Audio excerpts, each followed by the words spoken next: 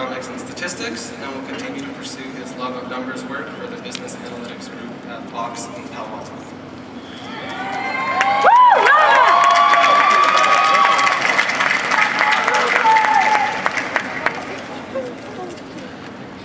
Good afternoon, distinguished guests, faculty, friends, family, and the graduating class of 2013.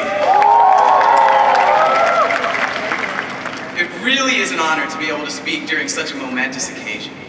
I understand that this time is valuable, so I'm not going to waste it lecturing you. Instead, I want to talk to you about a conversation that I had with my dad earlier this year.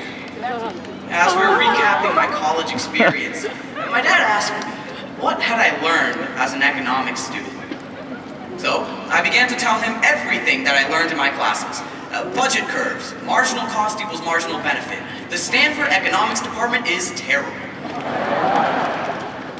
And he cut me off. He said, Ronak, I don't have 4 years, just in a sentence or two. What has Berkeley econ taught you? I was stumped. I didn't have an answer.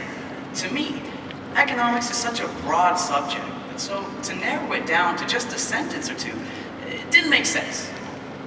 So after that conversation, I went back to my notes to see if I could find an answer to that question. And as I was looking through my Econ 1 notes, I found one point that was really hammered home. It was the concept of the invisible hand. Now for those of you who don't know what the invisible hand is, or for those of us that forgot 10 minutes after our finals, the invisible hand is this idea that the economy only works because rational people make decisions that benefit themselves and only themselves. Basically, rational people put themselves ahead of others, and everything works out. Problem is, my fellow graduates, we were fooled. All the while, our textbooks and our lecture notes were telling us one thing, while our teachers were showing us another. Professor only showed it to us when she sent a lengthy email to her students the night before final, telling them not to stress out and assuring them that everything will be okay. Our GSI showed it to us when they held extra office hours and review sessions because we didn't understand what multicollinearity was. And the students, well, they showed it to us when they stayed up late with us making sure that we could finish those ridiculous microecon problem sets. What were they showing us? Well, in our time here, Berkeley showed us that true growth is only realized when we work for each other. Sure, rational people put themselves ahead of others, but in my 4 years at Berkeley, I've learned one thing.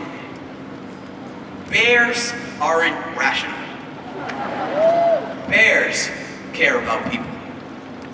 Now, our professors were irrational when they turned down higher paying jobs at other universities because they believed in a public education.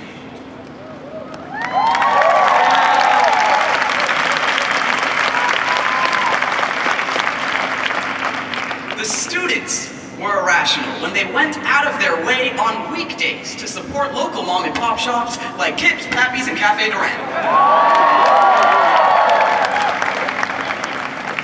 And all of Berkeley was irrational last year when thousands of us stood on Sproul with our professors in support of the Occupy movement, telling the entire world that everyone, even the little guy, deserves to be heard.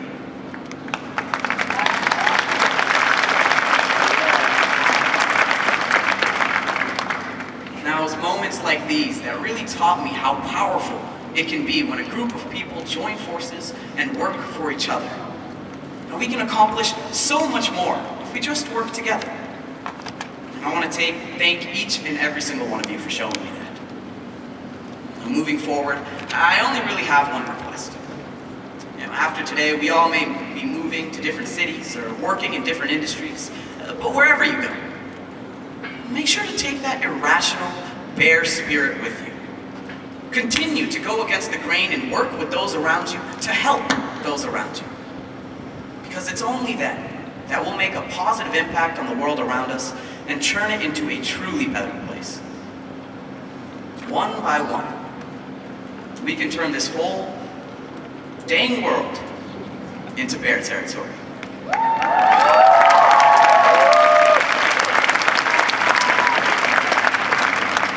congratulations to the friends, family, and most importantly, the students of the graduating class of 2013. Go Bears!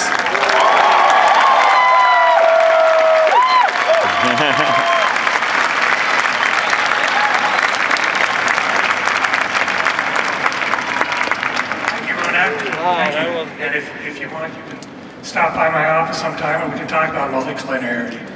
Very important concept and a great word.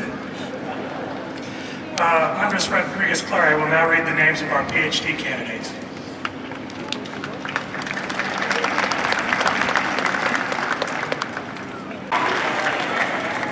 Ronak, Shah.